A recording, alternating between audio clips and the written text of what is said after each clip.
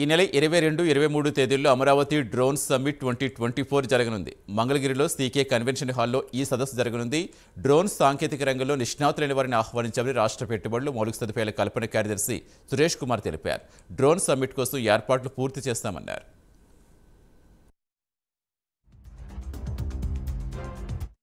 October 22, 23 తారీఖున CK కన్వెన్షన్లో జరగబోతా ఉంది.